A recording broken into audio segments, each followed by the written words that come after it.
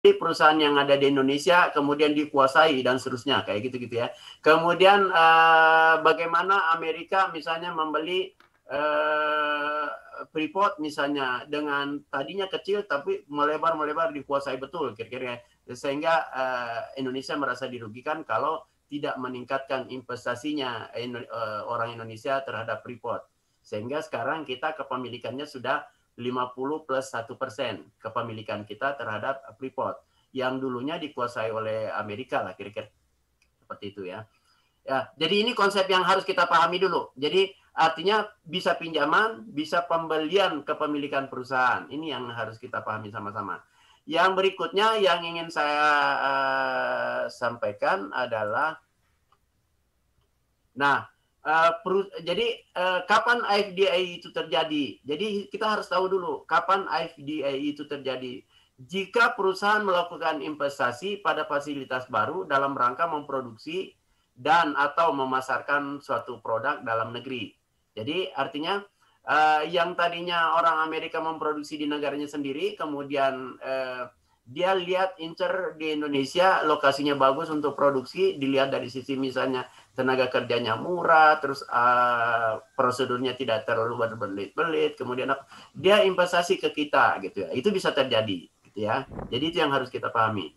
Jadi kapan FDA terjadi? Jika seperti ini ya, kira-kira seperti itu.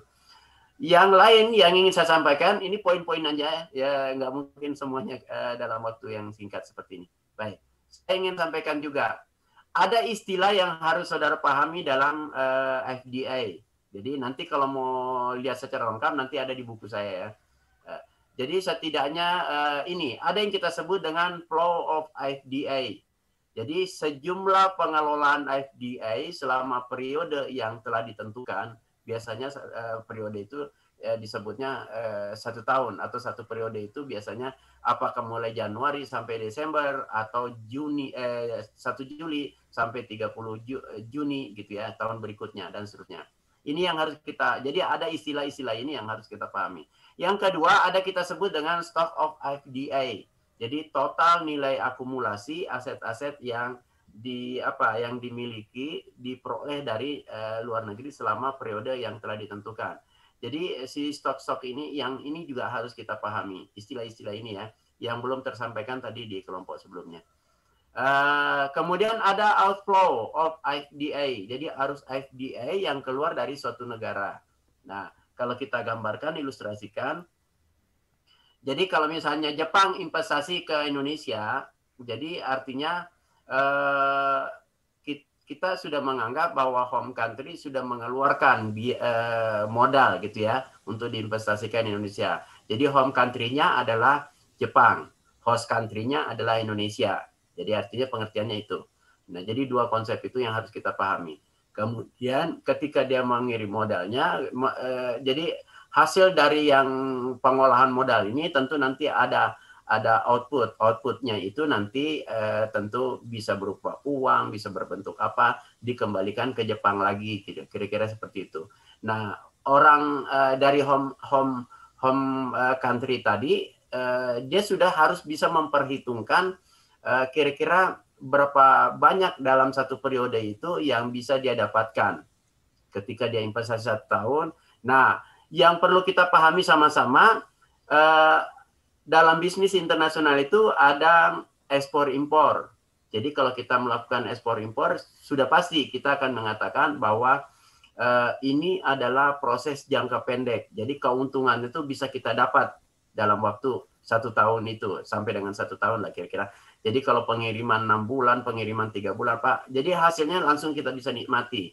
Kemudian melakukan impor juga demikian, melakukan waralaba, melakukan leasing, melakukan apa. Nah, FDA ini tidak bisa kita misalnya investasi tahun itu kita bisa mendapatkan laba, nggak mungkin. Biasanya 5-10 tahun baru kita bisa memetik hasilnya dari FDA ini. Jadi FDA itu adalah bentuk bisnis internasional yang sifatnya jangka panjang. Jadi hasilnya itu bisa dinikmati di jangka panjang, tidak bisa jangka pendek. Tapi kalau ekspor, impor gitu, perusahaan leasing itu bisa, perusahaan leasing juga masuk menengah ya, tetapi kalau FDI masuknya jangka panjang, kira-kira seperti itu. Nah, istilah lain yang harus saudara juga pahami, nanti ada inflow, jadi outflow. Pasti kita sudah bisa bayangkan, kalau kita sebagai negara home country kemudian menerima investor dari home country, tentu kita mendapatkan modal. Itu yang kita sebut mendapatkan modal. Nah, artinya itu berarti inflow of FDI untuk Indonesia.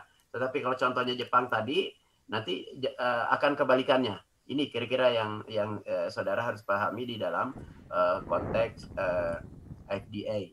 Jadi harus FDI yang masuk ke suatu negara, ini yang jadi kata-kata ininya yang harus jadi kapan disebut outflow bagi host country, kapan disebut inflow bagi host country, atau kebalikannya misalnya home country dan seterusnya. Nanti kita ilustrasikan. Yang lain yang saudara perhatikan, apa tadi yang disampaikan oleh Dominic ya mengenai 10 tahun terakhir itu, kalau saudara bisa lihat apa perkembangannya, saudara bisa lihat ini jadi bukti yang menandai kecenderungan FDI itu 20 tahun terakhir. Saya hanya mau melihat ininya ya. Misalnya kalau Dominic tadi menyampaikan 10 tahun terakhir, coba kita lihat nih. Jadi kita akan mengatakan terdapat peningkatan yang cepat terhadap total volume FDI itu. Dari kapan sih mulainya? Itu nanti kita bisa lihat bahwa itu terjadi 1908 sekian.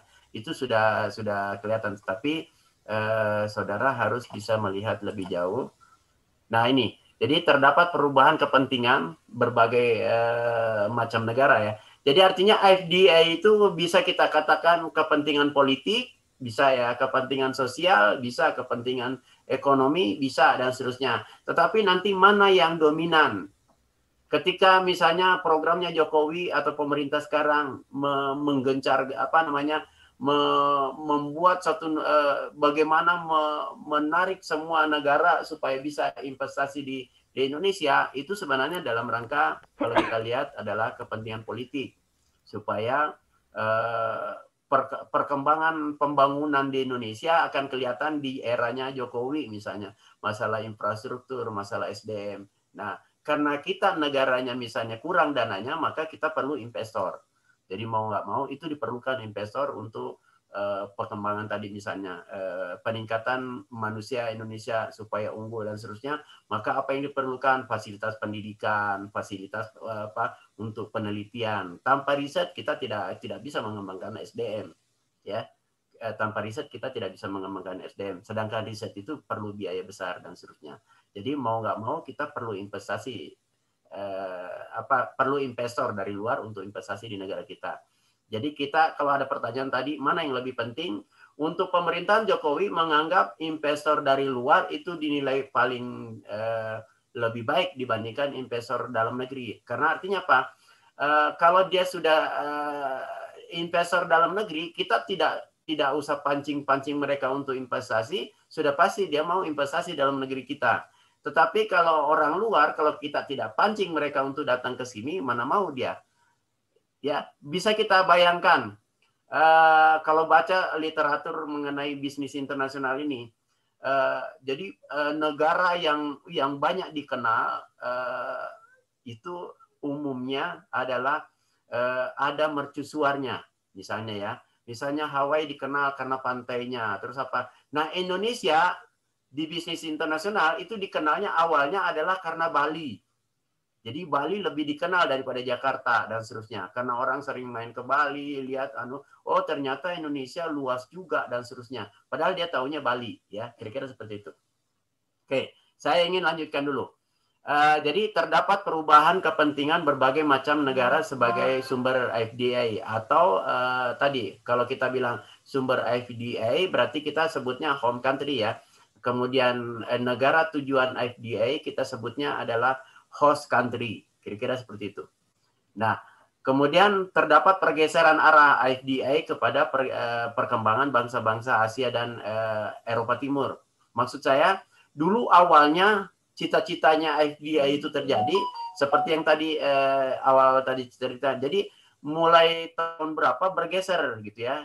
Jadi dibawa ke politik. Jadi akhirnya sekarang kebanyakan tuh investor itu diarahkan untuk ke politik. Jadi akhirnya. Oke, yang lain terdapat peningkatan sejumlah pelaksanaan FDA oleh perusahaan-perusahaan yang berukuran kecil dan menengah. Jadi artinya tadinya dia kecil, kemudian karena dia coba melakukan FDA itu jadi bisa besar perusahaannya ya. Karena mau nggak mau dia akhirnya apa? Dia harus go public untuk melakukan FDA. Jadi misalnya dia tadinya perusahaan kecil yang di negara mana saya temukan itu ada satu negara yang hanya punya karyawan 128 orang, perusahaannya kecil, tapi produknya itu dibutuhkan oleh banyak negara, kemudian dia jual sahamnya di pasar New York, kemudian begitu bertambah modalnya, kemudian dia melakukan investasi di negara-negara yang lain. Yang lain yang ingin saya sampaikan adalah pertumbuhan FDA yang tadi Dominic sampaikan. Jadi kalau kita lihat di sini, jadi adanya peningkatan flow dan stok FDA dalam perekonomian dunia itu bisa kita lihat nanti mulai dari tahun 1975 itu kita bisa lihat rata-rata outflow-nya meningkat dari $25 ya pada tahun 1975 itu menjadi $35. Jadi ini masih lambat kita sebutnya bagian ini ya, rata-ratanya lambat karena kalau hanya 25 ke 35 sedangkan itu kejadiannya berapa tahun, 20 tahun. Kira-kira gitu ya. Tapi di sini semakin meningkat. Jadi tahun 80-an semakin meningkat. Nanti di tahun 84 sampai 95 itu sudah lebih dari 700%. Coba kita bayangkan. Tadinya hanya meningkat sekian. Ini cuma berapa? Dari 25 ke 35. Sekarang antara 85 ke 95 itu meningkatnya lebih dari 700%. Nah, pada saat perdagangan dunia tumbuh sebesar 82%, output dunia sebesar, ini kan kelihatan sekali. Nah, kalau kita lihat tahun 1995 sampai 2000 cukup pesat. Ya. Tetapi saudara bisa lihat bagaimana perkembangan di tahun 2001. Nanti lihat cari datanya ya, nanti banyak kok beredar datanya ya. 2005 sampai 2005 itu sudah sangat pesat disebutnya. Jadi 95 ke 2000 itu dianggapnya cukup pesat. Kemudian 2000 sampai 2015 itu perkembangannya sangat pesat. Nah, kemudian 2015 sampai 2020 itu dianggapnya super cepat. Jadi perkembangan FDA super cepat. Ya. Jadi kita kelihatan ya. Jadi ini fakta yang menunjukkan ya. Jadi 2016 2020 itu perkembangan FDA itu dianggapnya super cepat. Jadi ada sangat cepat, ada cukup cepat. Bandingkan dengan tahun-tahun sebelumnya ya, lambat ya, lambat. Nah, di sini sudah mulai di atas meningkat di atas 700%. Jadi artinya ini dianggap cukup pesat, sangat pesat pasti lebih tinggi lagi. Tapi datanya tentu kita harus rekap ya, karena data-data menunjukkan demikian. Yang lain yang ingin saya sampaikan, ini tadi yang tidak dibahas, saya pikir perlu dibahas ya. Faktor pendorong FDA-nya. Kalau tadi kan manfaat FDA-nya yang banyak dibahas ya. Tapi kita mau lihat faktor pendorongnya. Jadi yang saudara harus perhatikan faktor pendorongnya adalah FDA sebagai tadi ya. Ini ya. Jadi FDA sebagai suatu cara menghindari hambatan-hambatan perdagangan yang akan datang. Jadi logikanya misalnya bagaimana kita di tahun 2011 itu kita terhambat karena kita tidak boleh melakukan ekspor misalnya ke beberapa negara. Jadi kita ada hambatan. Tapi kalau kita langsung misalnya investasi langsung ke sana, mendirikan perusahaan, mau nggak mau produksi di sana pasti boleh dipasarkan. Kira-kira seperti itu. Jadi faktor pendorongnya orang mau melakukan itu karena takut disebutnya embargo atau misalnya dibatasi kuotanya atau lebih baik langsung memproduksi di sana. Itu juga sebenarnya yang dilakukan oleh Amerika seperti Jepang juga ya. Jadi melakukan investasi di Indonesia salah satunya supaya hasil produksinya bisa diterima oleh masyarakat tanpa hambatan. Tetapi kalau mereka hanya mau ekspor ke kita, gitu ya, itu suka ada hambatan. Hambatannya di mana? Hambatan di misalnya aturan-aturan ekspor, nggak boleh misalnya Jepang misalnya mau ngirim mobil Mustang-nya ke Indonesia, itu dibatasi oleh Indonesia. Dibatasinya seperti apa? Contohnya, misalnya pajaknya 40% misalnya, kan itu pembatasan. Tapi kalau dia sudah ada di Indonesia, diproduksi di Indonesia, dipasarkan, nggak ada lagi hambatan itu. Itu saya pikir yang harus saudara perhatikan. Jadi orang melakukan FDI karena dia ingin menghindari hambatan-hambatan perdagangan yang akan datang atau jangka panjang ya. Kemudian yang lain saya pikir yang perlu juga saudara pahami adalah adanya perubahan politik dan ekonomi di negara berkembang seperti Indonesia. Bagaimana dulu mungkin masih ingat di pemerintahan ketika Gus Dur naik jadi presiden gitu ya, dipilih oleh MPR waktu itu, kemudian jadi presiden. Kemudian bagaimana cara mengguncang misalnya Jepang? Itu salah satunya adalah misalnya di boykot Miwon, perusahaan yang memproduksi Miwon itu, bahwa di situ ada kandungan babi dan seterusnya. Jadi isu-isu dinaikkan seperti itu. Jadi artinya apa? Dengan begitu waktu itu tiba-tiba yang paling laku adalah Sasa misalnya dan seterusnya. Apa tujuannya? Supaya Jepang itu bisa meningkatkan investasinya ke Indonesia, tapi kita tidak perlu mengajak dia untuk investasi. Salah satunya kita goncang hanya beberapa saat, kemudian diperbaiki lagi isunya ditutup dan seterusnya, kemudian Miwon bisa kita beli lagi saat ini dan seterusnya. Jadi banyak isu-isu yang bisa. Jadi artinya karena perubahan ekonomi, perubahan politik di suatu negara berkembang memudahkan orang ingin investasi di negara itu. Jadi bagaimana misalnya Obama waktu ketemu Jokowi di Amerika, dia mengatakan bahwa negara saya akan besar-besaran investasi ke Indonesia. Kira-kira seperti itu ya. Jadi artinya itu pendorong FDI itu salah satunya tadi politik dan ekonomi ya. Oke. Yang lain mungkin ini contoh kebijakan aja yang mendorong FDI misalnya. Asia, Eropa Timur, dan Amerika Latin itu mengalami peningkatan pertumbuhan ekonomi. Nah, untuk supaya dia kelihatan bahwa pertumbuhan ekonominya disaksikan oleh orang negara seperti di kita, maka mau nggak mau dari negara itu harus investasi ke kita, seperti itu kira-kira ya. Jadi mana kita tahu kalau kita nggak baca buku, nggak baca informasi bahwa Asia, Eropa Timur, Amerika Latin itu mengalami peningkatan pertumbuhan ekonomi. Kalau dia tidak investasi negara kita tidak menganggap itu. Kira-kira seperti itu. Jadi itu contoh kebijakan yang dilakukan oleh negara-negara yang bersangkutan. Kemudian dia melakukan deregulasi ekonomi, ya. Kemudian dia juga melakukan privatisasi yang memberikan peluang masuknya investor asing. Jadi artinya Indonesia di tahun 1998 itu melakukan gencar bahwa perusahaan, kita tahu tahun 1998 perusahaan BUMN di Indonesia ada 162, ya, 162 BUMN. Kemudian diciutkan atau dilakukan privatisasi sampai dengan 2008 itu perusahaan tinggal 142 dan dilakukan lagi privatisasi ya, termasuk Indosat dijual ke Singapura misalnya 27%, kemudian minoritas Indonesia memiliki saham di Indosat. Nah, artinya di situ memberikan peluang investor untuk masuk karena kita melakukan privatisasi, menswastakan. Jadi supaya kita sudah punya Telkom, kemudian Indosat kita swastakan, kira-kira seperti itu, ya. Jadi ini kebijakan yang dilakukan oleh pemerintah untuk meningkatkan investasi. Yang lain, penghapusan hambatan-hambatan. Oke.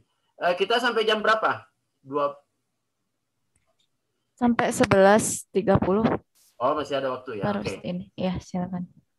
Oke, dikit lagi ya. Oke. Saya ingin lanjutkan dulu. Jadi kelompok lain nanti di pertemuan berikutnya aja Bu Sari ya. Baik, yang lain saya pikir ini menjadikan negara-negara yang di atas itu. Jadi Indonesia menjadikan Asia, Eropa Timur, dan Amerika lain lebih menarik bagi investor asing. Jadi artinya kita ingin bahwa orang Asia sebelum investasi ke Eropa, investasi ke mana, ya bagusnya sih investasinya ke Indonesia dulu gitu. Kira-kira seperti itu. Jadi kebijakan-kebijakan untuk mendorong FDI ini yang bisa dilakukan. Yang lain, contoh globalisasi ekonomi dunia juga ini saya pikir nanti yang ini dibaca aja di rumah di buku ini banyak banget ini di buku saya terutama ya. Jadi saya coba mengaitkan. Jadi begini, saya ingin cerita sedikit bahwa orang Amerika bikin buku tentang bisnis internasional itu yang diangkat itu adalah bisnis mereka, bisnis orang Amerikanya. Kemudian orang Eropa, Griffin misalnya bikin buku bisnis internasional yang diangkat cerita itu hanya bisnisnya orang Eropa. Sedangkan bisnisnya orang Indonesia nggak ada yang angkat gitu loh. Ya, termasuk tadi misalnya ya orang-orang Amerika bikin buku. Orang Jepang hanya orang-orang bisnisnya Jepang yang diangkat. Jadi saya waktu itu diilhami oleh begitu banyak buku bisnis internasional saya baca, tidak ada yang membahas Indonesia.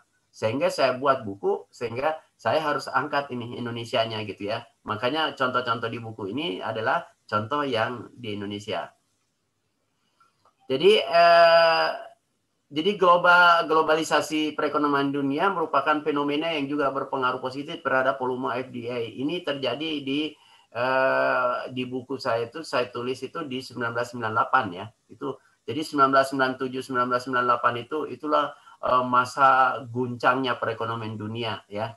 Kira-kira termasuk di saat itulah pemerintahan yang lama berkuasa bisa runtuh ya, kayak Soeharto 32 tahun bisa bubar gitu ya, kira-kira seperti itu. Nah, ini yang lengkapnya saya pikir nanti dibaca di buku aja, tetapi ada poin-poin yang ingin saya sampaikan di FDA ini, misalnya perubahan-perubahan dalam FDA itu, ini saya pikir sudah kita cerita tadi ya, bahwa data yang saya punya yang saya tulis di buku itu seperti ini ya.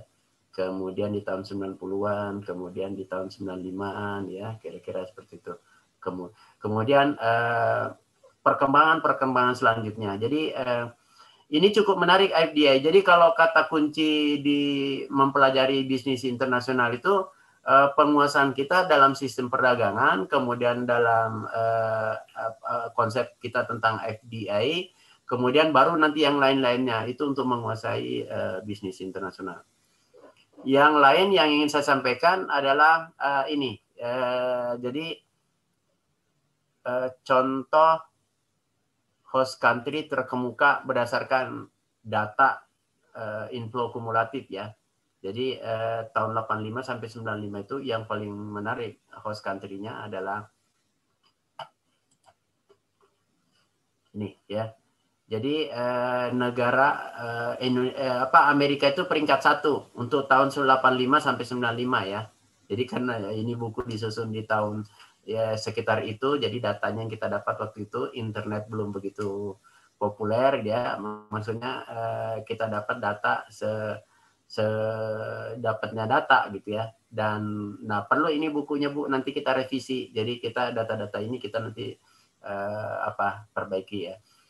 Inggris urutan kedua, Prancis, Cina, Spanyol, Belanda. Nah, artinya Pak di sini kalau jadi host country terkemuka, pengertiannya Pak, kok Amerika jadi host country, kenapa nggak home country? Dia kan jadi kita harus tahu bahwa Amerika itu negara yang memiliki paling banyak utang. Tetapi kalau dikalkulasi dengan piutangnya, itu masih plus dia. Berbeda dengan kita piutangnya hampir tidak ada, justru utang yang paling banyak. Makanya jadi kalau kita hitung-hitung ya utangnya tetap. Jadi kalau kita maksudnya berapa negara yang investasi ke Amerika, itu hampir semua negara mau investasi ke Amerika. Makanya dia jadi urutan pertama di tahun itu. Jadi host country ya. Kita akan kadang-kadang mau bilang bahwa kok bisa Amerika Serikat jadi host country. Jadi banyak orang yang investasi ya, orang terutama dari negara India itu hampir setengah aset negaranya katanya investasinya ke Amerika. Karena di sana paling menguntungkan menurut Jadi kalau bayangkan kita Telkom ketika go internasional itu sahamnya dijual lebih murah dari tiket parkir.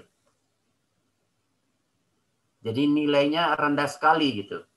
Ya, kira-kira gitu. Artinya orang mau investasi ke Indonesia itu mikir sekian kali gitu. Kira-kira seperti itu. Nah, kemudian Inggris urutan kedua dan seterusnya. Jadi kalau kita lihat di sini satu-satunya negara di Asia kan cuma Cinanya ya, kira-kira seperti itu. Kira-kira gitu ya. Nah, negara Asia, kita kan mau bilang tadi, negara Asia sekarang apa? Nah, Cina sekarang sudah masuk di urutan, mungkin ke urutan ke berapa. Saya belum lihat data terakhir, tetapi nanti saudara bisa lihat. Bahwa Cina itu berdampingan dengan Amerika sekarang. Jadi banyak yang negara yang investasi ke Cina, akibat Cina berani mau bersaing dengan Amerika dalam perekonomian ya. Jadi di 5 tahun terakhir kelihatan sekali persaingan Cina dengan Amerika ya. Itu Cina secara tidak langsung sebenarnya mengundang investor sebanyak-banyaknya ke negaranya ya. Jadi bagaimana dia memproduksi begitu apapun sekarang yang diproduksi bentuk barang apapun yang diproduksi, Cina adalah menempati urutan pertama dalam hal murah, ya, karena tenaga kerjanya murah, memang lokasinya luas dan seterusnya. Ini yang saudara harus pahami. Yang lain, aktivitas inti dari bisnis internasional kan kita sudah paham ya waktu itu ya, ada ekspor kan, kemudian ada ini kan, kira-kira seperti itu. Ini sudah kita jelaskan waktu itu. Nah, ini nanti saudara yang harus saudara pilah-pilah bahwa ekspor impor ini adalah jangka pendek disebutnya. Jadi artinya bisnis internasional yang bisa kita petik hasilnya dalam ibaratnya dalam hari, dalam bulan dan pendek. Sedangkan lisensi dan waralaba itu adalah jangka menengah. Sedangkan joint venture dan FDA itu adalah jangka panjang. Ini yang harus kita nanti sama-sama perhatikan. Saya pikir itu diskusi kita sementara hari ini tentang FDA. Nanti jika ingin melihat lebih jauh, saya pikir nanti ini paling juga kita nanti harus bisa lihat risiko yang harus dihadapi jika masuk di persaingan bebas. Ini saya pikir pertama bahwa hutang luar negeri itu sudah pasti meningkat. Jadi kayak Indonesia ingin masuk. Jadi Indonesia itu ketika tahun 1994 dan 1995 puncaknya di Bogor, itu dihadiri oleh semua negara yang ingin terlibat di pasar bebas. Waktu itu yang hadir adalah Pak Soeharto langsung ya di tahun 95 itu yang di Bogor. Kemudian memutuskan Indonesia memutuskan ikut atau terlibat di dalam pasar bebas itu, dimulai dari Masyarakat Ekonomi Eropa 2013-2015 ya, kemudian diikuti sekarang dan seterusnya. Dan satu-satunya negara di Asia yang menolak adalah Malaysia. Jadi Malaysia nggak mau gabung di pasar bebas. Waktu itu dihadiri oleh Perdana Menterinya Mahathir ya waktu itu. Mahathir. Jadi artinya apa? Karena negaranya mereka nggak mau siap menjadi negara yang hutang luar negerinya besar. Waktu itu kita nggak masalah hutang besar, ya. Yang penting pembangunan terus berjalan. Maka pemerintahan Orde Baru dianggap puncaknya, ya, puncaknya dalam membangun itu di tahun 1994-1995, ya, kira-kira seperti itu. Karena disitulah terlihat catatan hutang luar negeri. Bagaimana pemerintahan di Orde Baru membuat yang namanya dolar yang di pasaran itu adalah $1 itu menurut logika ya harusnya 8.000, tapi dibuat oleh zamannya Soeharto dari $1 itu paling tinggi 2.000. Artinya 6.000-nya disubsidi oleh pemerintah. Disubsidi oleh pemerintah dari mana? Dari investasi luar negeri, termasuk hutang. Tadi kan kita bilang investasi luar negeri itu adalah mereka kalau nggak meminjamkan, ya beli gitu ya. Jadi dibeli Indosat, Singapura beli Indosat. Kalau nggak mau jual, ya berarti kita harus ngutang. Makanya hutangnya, kalau lihat nanti saudara bisa cek berapa hutangnya per kapita Indonesia ini. Jadi besar sekali ya, kalau nggak salah sudah mendekati 7 juta per kepala. Jadi artinya karena kita negaranya negara berkembang, ingin bersaing di pasar bebas, mau nggak mau yang harus kita tanggung adalah besarnya hutang ini. Jadi hutang luar negeri kita termasuk tinggi ya. Yang kedua, pemerintahan tidak stabil. Ini kelihatan sekali di tahun 1995 sampai dengan tahun 2000 berapa SBY terakhir, itu gonjang-ganjing pemerintahan kita ya. Itu. Jadi karena kita itu tadi terlibat di dalam pasar bebas. Jadi bagaimana misalnya perguruan tinggi mulai berdatangan di Indonesia. Bagaimana akuntan-akuntan, jangan dikira akuntan kita banyak, tetapi itu menurut catatan dari Institut Akuntan Indonesia, kita sudah dimasuki ada sekitar 700-an akuntan yang masuk di 2015 sampai dengan 2017, belum terdata sekarang. Itu udah 700 orang akuntan masuk ke Indonesia. Dan bayarannya itu 14 kali lipat dari akuntan yang ada di Indonesia. Itu juga sudah. Jadi ini risiko yang kita bisa hadapi ketika tadi yang harus masuk pasar bebas ya. Jadi pemerintahan tidak stabil. Risiko yang lain masalah nilai tukar kita. Nilai tukar kita tadi saya katakan di Orde Baru kita masih bisa $1 itu 2.000. Meskipun sebelum-sebelumnya pernah 300 perak, sebenarnya $1 itu 300 perak. 300 rupiah maksudnya. Sekarang ini kita masih stagnan di 14 ribuan. Jadi nilai tukar kita dianggap rupiah itu rendah sekali ya, karena kita mau terlibat di sana, tetapi sebenarnya kita tidak siap. Sehingga risikonya itu hutang besar, negara tidak stabil, kemudian nilai tukar itu tadi jadi menurun terus. Jadi kalau misalnya Jokowi ingin stabil negaranya, maka nilai tukarnya harusnya kan dibuat seperti di Orde Baru aja, itu pasti aman. Jadi $1-nya 2.000 rupiah. Sekarang kan 14.000 ya, stagnannya di situ. Jadi ini risiko yang harus dihadapi jika kita tadi ya, masuk bersaing di pasar bebas. Yang lain, persyaratan masuk dan birokrasi, apakah kita sebagai host country atau kita Jadi di negara berkembang itu cara menerima investor itu syarat-syaratnya itu umumnya dibuat berbelit-belit. Bagaimana misalnya kalau orang luar mau investasi di Kota Bandung misalnya ya, itu izin untuk pembebasan lokasi, pembebasan apa, itu berbelit-belit gitu ya.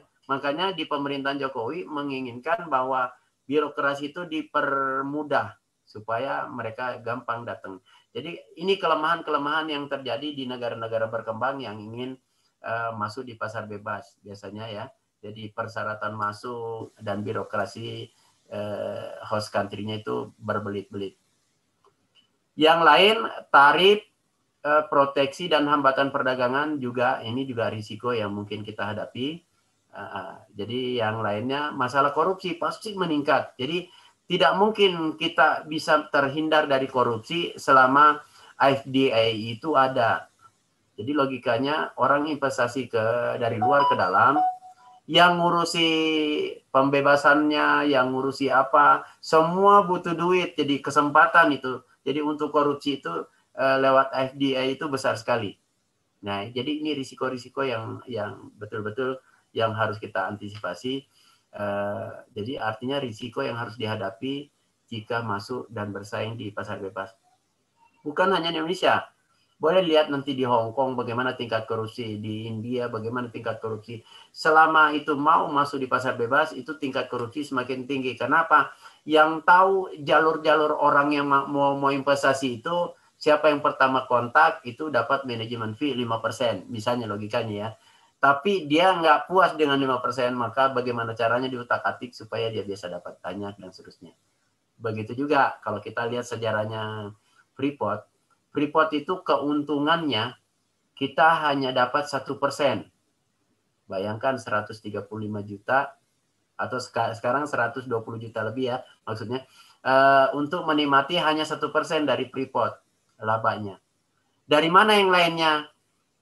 Itu 1%-nya nggak merata dinikmati oleh kita karena nanti di situ orang yang menyetujui dari anggota dewan, komisi berapa yang menangani itu, 1% itu nanti dibagi-bagi. Jadi kita cuma dapat berapa.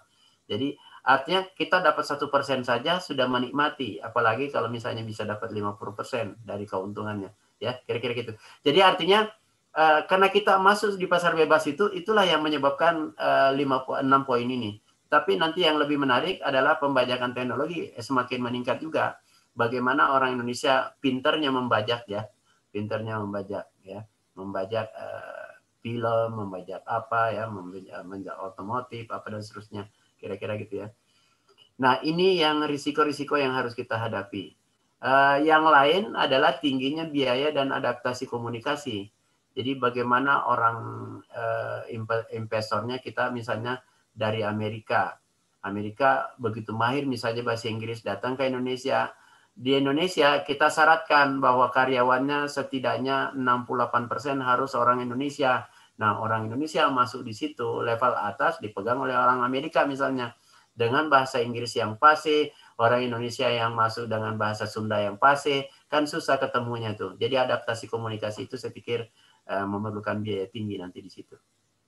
Dan itulah kenapa investor-investor asing masuk ke Indonesia, sasaran utamanya karena upah kerjanya murah, kira-kira gitu ya, upah kerjanya murah dan apa. Tapi kelemahannya di komunikasi mereka. Jadi kadang-kadang hengkang dari Indonesia karena dia susah beradaptasi komunikasi.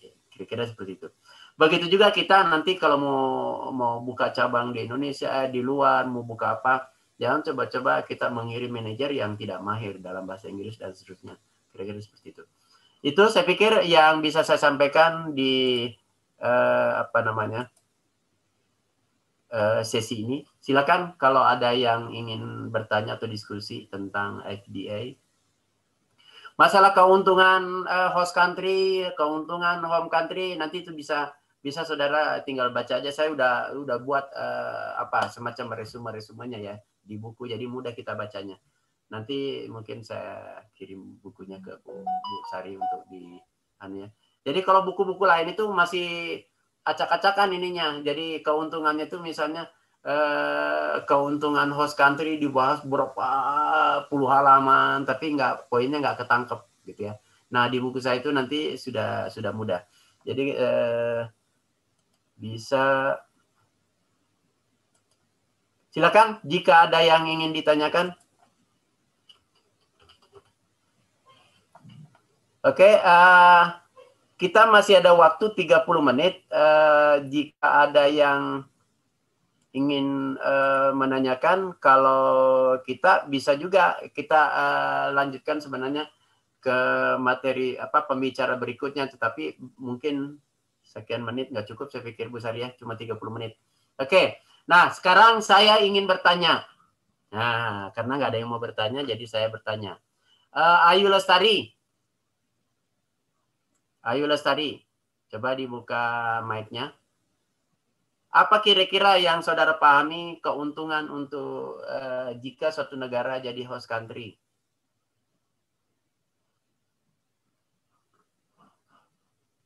Ya, ayo. Jadi host country adalah negara tujuan investasi ya. Misalnya Jepang investasi ke Indonesia, host country-nya Indonesia. Home country-nya adalah Jepangnya ya kira-kira. Nah, apa keuntungannya bagi negara host country yang menerima FDA.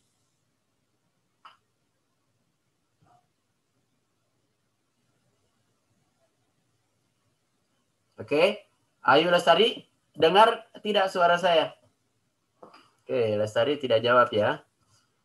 Sekarang saya pindah ke Indri. Indri, apa kira-kira keuntungan negara apa namanya jika dia jadi host country? Mungkin salah satunya ini adalah menciptakan kesempatan penanaman modal bagi penduduk negara tuan rumahnya itu sendiri atau si host country-nya, juga mendatangkan misalnya pendapatan dari perusahaan-perusahaan baru yang ada, atau mungkin bisa jadi memperluas potensi kemakmuran negara tuan rumah itu sendiri dengan bisa memproduksi barang-barang ataupun jasa yang dapat menggantikan barang impor. Jadi tidak selalu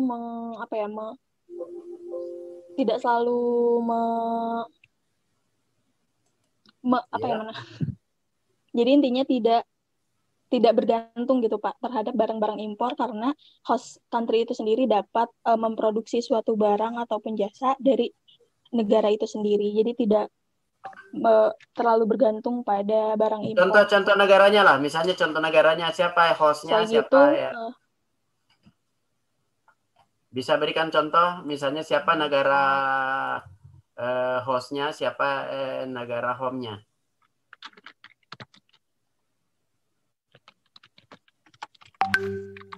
Contoh apa Pak? Contoh negara, kan tadi cerita tuh. Nah, contoh siapa negara host country-nya? Indonesia, home country-nya misalnya negara mana? Misalnya itu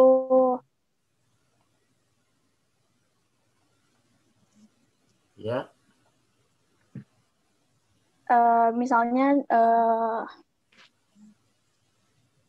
perusahaan yang ada di negara Jepang yang mereka itu memproduksi barang di negara berkembang lain, misal di negara apa ya? Maksudnya negara Jepang, misalnya investasi ke Indonesia atau gimana? Ya. Ya, misalnya perusahaan Jepangnya apa? Misalnya contohnya.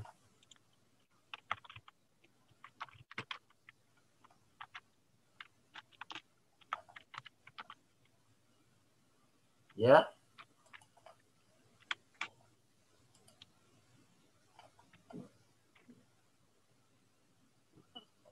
Sudah dapat?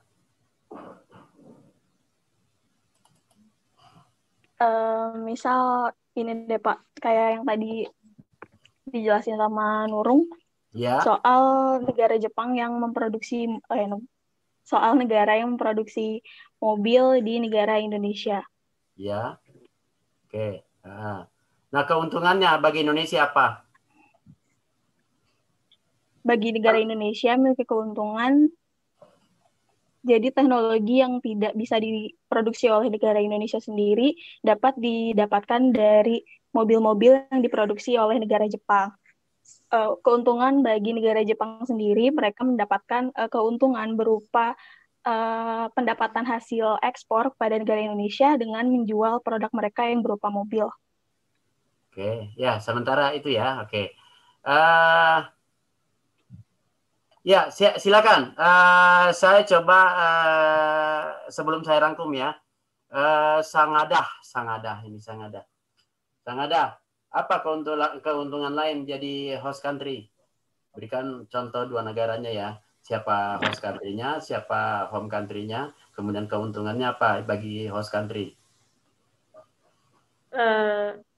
Kalau untuk host country, tadi contoh negaranya itu seperti Amerika dan Cina gitu ya Pak. Ya. Terus untuk home country itu seperti untuk produk smartphone. Ya. Dan contohnya itu seperti tadi yang. Nah, sekarang udah contohnya udah ada lah. Oke. Sekarang keuntungannya bagi host country. dalam hal ini Indonesia ya, misalnya contohnya. Kalau menurut saya contohnya seperti mendapatkan modal tambahan, terus juga Ya. bisa kita bisa mendapatkan produk yang memang diproduksi oleh negara lain yang tidak ada di negara kita sendiri gitu, Pak. Oke, ya, oke. Silakan, ada yang ingin menambahkan lagi sebelum saya tunjuk? Penny, ya, Penny. Apalagi?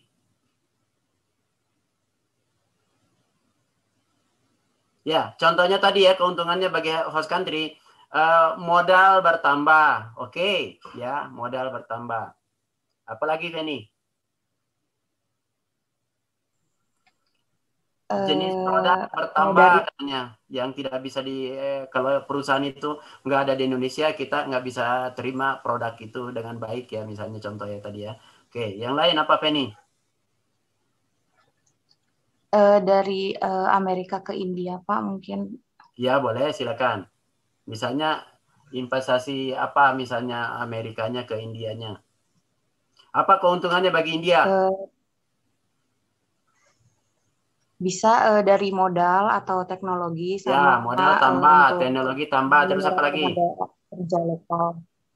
Ya. Menyerap tenaga kerja lokal, Pak. Oke, ya menyerap tenaga. Ya, oke, itu bagus ya. Oke, ya sementara jadi saya kasih tugas individu ya. Minggu depan saya minta semua tugas individu aja ya. Jadi tulis keuntungan jadi negara host country, itu yang pertama. Yang kedua, keuntungan bagi negara home country. Kemudian nanti dibuat aja, diketik dalam Word, boleh PDF, boleh apa. Nanti udah gitu di email ke saya, di email juga ke Bu Sari, kira-kira seperti itu ya. Jadi saya hanya minta itu, jadi kemudian argumentasi negara host country itu untuk melakukan investasi, silakan cari sumbernya banyak lah ya. Saya supaya maksudnya pendalaman kita materi ini supaya lebih terkuasai untuk FDI. Jadi keuntungan bagi negara host country, keuntungan bagi negara home country, kemudian argumentasi orang mau investasi itu apa sih sebenarnya ya. Nggak usah tebal-tebal ya, kira-kira berapa halaman aja. Oke, jadi tugas mingguan aja ini. Karena tugas mingguan kan harus ada juga ya. Yang kedua, bagi kelompok yang akan presentasi minggu depan, seperti tadi, jangan mau presentasi hari ini baru di temannya baca gitu ya. Kalau bisa beberapa hari sebelumnya sudah diterima juga teman yang lain ya. Jadi kalau perlu buatkan resumenya dari slide itu, kemudian nanti kirim ke teman-teman atau masukkan aja ke grup ya. Supaya maksudnya jadi diskusinya jalan gitu ya. Jadi bukan hanya yang ditugasi bicara cuma itu aja. Jadi yang lain juga harus aktif karena saya biasanya menilainya selain UTS UAS yaitu tugas apa aktif itu termasuk kalau nggak sempat kuis biasanya saya ambil dari situ. Diskusi kelompok kalau nggak sempat saya tugaskan ke lapangan saya ambil di situ nilai praktikum karena poin-poinnya nanti ada tugas, kehadiran, kemudian tugasnya tentu kelompok dan individu ya. Kemudian di situ nanti ada kuis, kemudian ada nilai praktikum, kemudian ada UTS, UAS.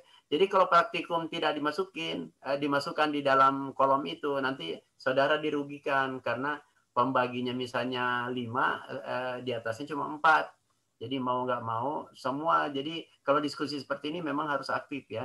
Karena kita ada rekamannya, nanti saya lihat di rekaman siapa yang aktif, siapa yang tidak, dan seterusnya ya. Jadi penilaian itu kita komprehensif, bukan. Jadi kita pakai apa? Ada acuannya, ada patokannya, dan seterusnya. Dan tentu ada unsur-unsur subjektif dari dosen ya. Itu juga harus dipahami. Oke, silakan kalau ada yang Ibu ada yang ingin ini, saya serahkan ke Ibu ya untuk nanti menutup. Saya keluar. Sebentar Pak. Atau gimana? Ya, mangga. Punten Pak, untuk yang tugas individu itu Ya. terakhir anak-anak mengumpulkan kapan ya Pak? H-1 sebelum perkuliahan atau bagaimana Pak? Yang mana yang barusan? Yang individu, iya, yang suruh bikin Word. Sebenarnya kemarin kan syarat untuk UTS itu tugas kelompok setengah semester harus sudah masuk. Betul. tugas individu harus sudah masuk syarat untuk ikut UTS biasanya gitu Bu saya.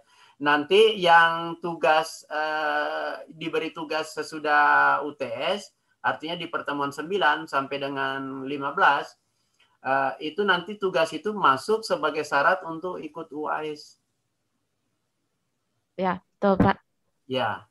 Jadi Oke. bagi teman-teman yang belum memasukkan tugas setengah semester kemarin yang diberikan oleh Bu Sari, harus masuk hari secepatnya itu. Kalau bisa sih hari ini ya. Oke Pak, kebetulan yang kemarin sebelum UTS itu sudah semua, cuma Oh, mungkin sudah semua. memang, iya, cuma mungkin memang saya baru kalau di pertemuan gimana, 9 sampai dengan 16, pokoknya saya kasih tugas sekarang nih misalnya.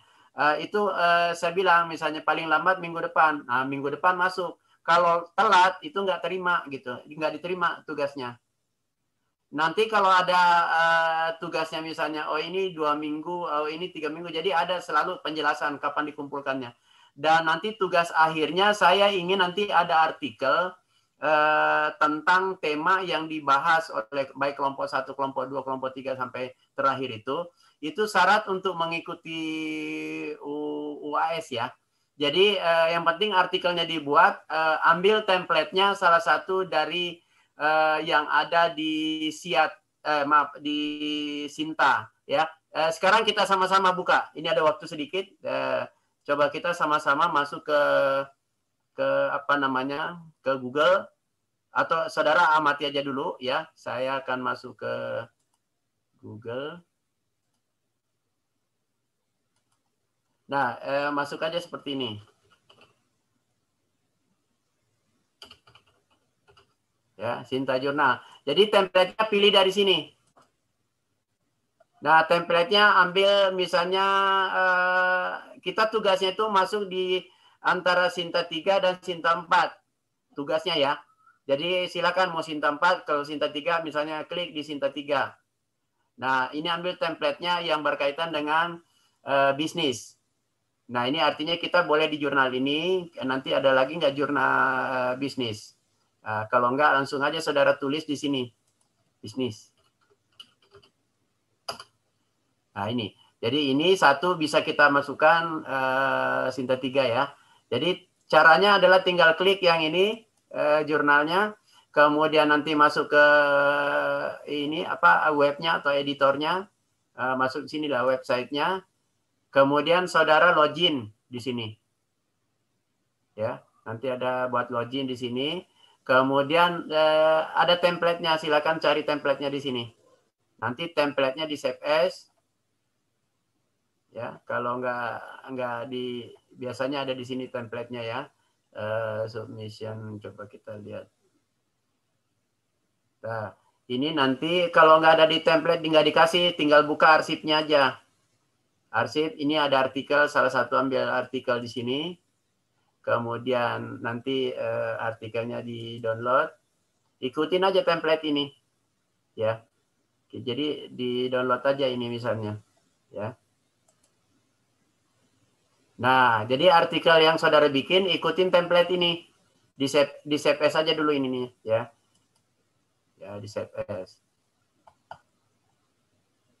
Ada pertanyaan? Jadi Sinta 4 atau Sinta 3 ya. Bikin artikel paling lambat dikumpulkan sehari sebelum UAS. Nah, ini contohnya ya. Jadi kita bisa buka ini. Nah, misalnya judulnya apa ya. Ini yang berbahasa Inggris. Nanti kalau mau yang bahasa Indonesia tinggal ambil aja contohnya yang berbahasa Indonesia ya. Oke, ada pertanyaan? Ini yang tugas terakhir ya. Jadi tugas ini adalah tugas terakhir, dikumpulkan sehari sebelum UAS. Jadi bikin artikel. Artikelnya ambil silakan temanya dari masing-masing tadi. Misalnya ada yang membahas misalnya tentang FDA, maka dia bikin artikelnya ada 3 orang di situ tentang FDA, tapi temanya beda karena ini perorangan ya. Jadi nanti misalnya temanya tentang misalnya faktor-faktor yang mempengaruhi FDA, misalnya temanya, silakan judulnya apa. Nah, kemudian buat latar belakangnya, buat sesuai template ini. Yang penting biasanya sih yang penting ada ini nanti ya.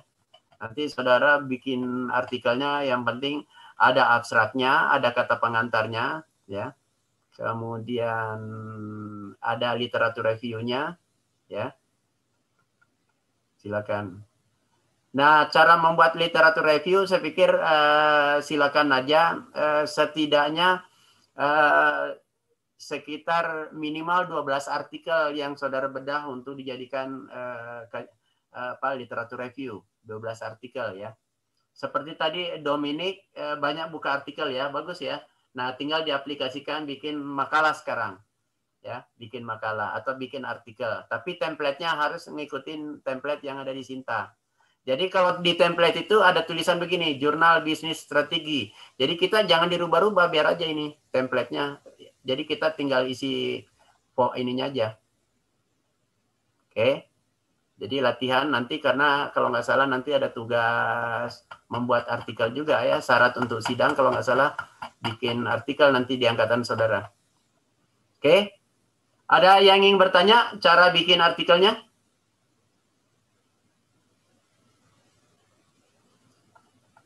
Oke, kalau tidak ada,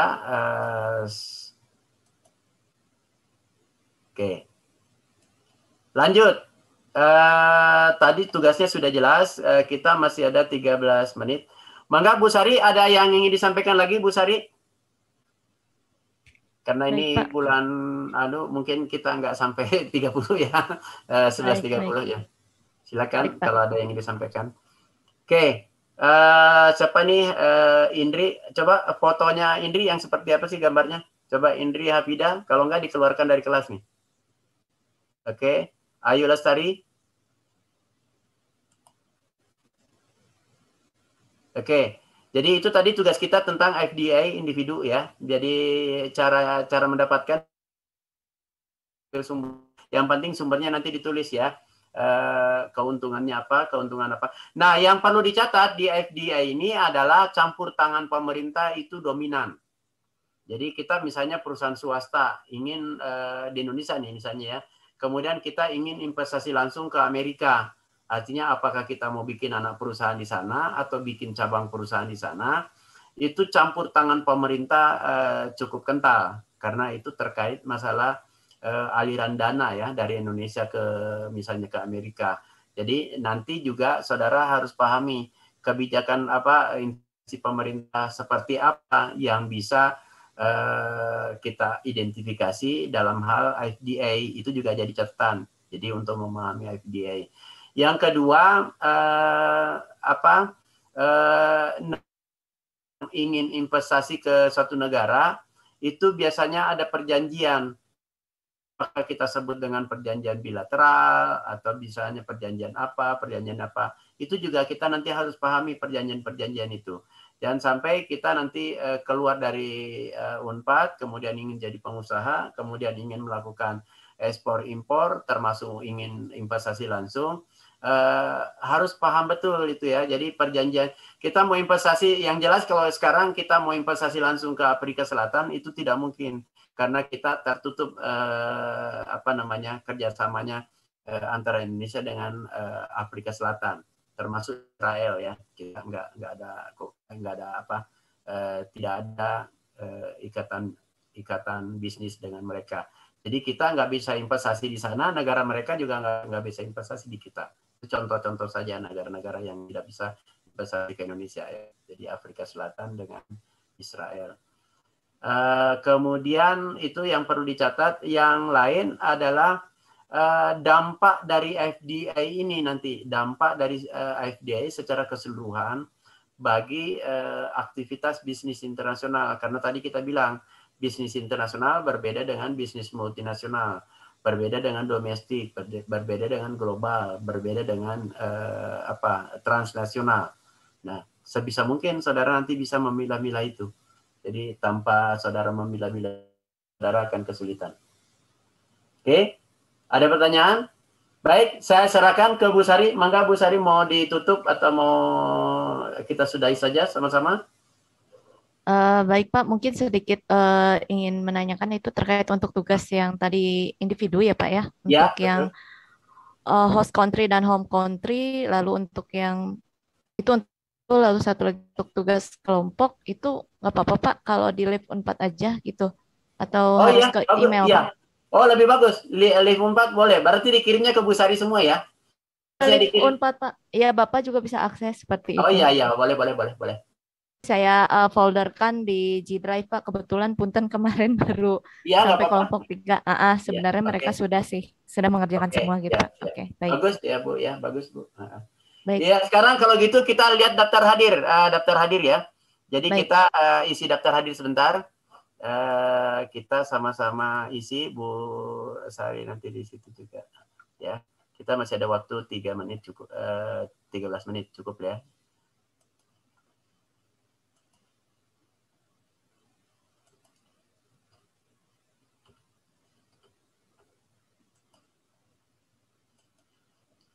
Jadi nanti minggu depan itu kalau misalnya memang memungkinkan 2 kelompok, nggak apa-apa 2 kelompok yang presentasi, nanti nanti saya juga bisa memberikan materi. Tapi bagus sih satu-satu aja karena supaya setengahnya saya ngasih materi juga bisa.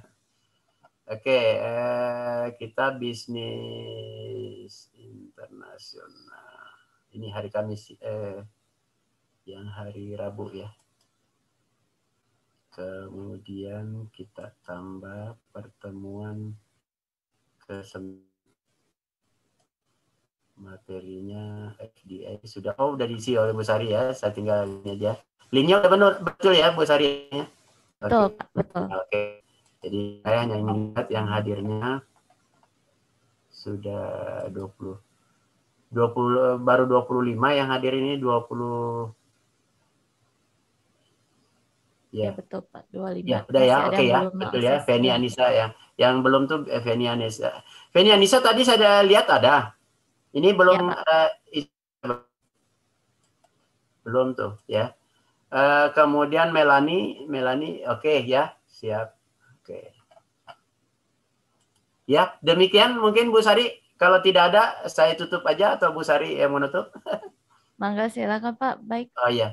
Oke. Baik, kita tutup dengan ucapan alhamdulillah. Mudah-mudahan ilmu yang kita dapat hari ini bermanfaat untuk kita semua. Tentu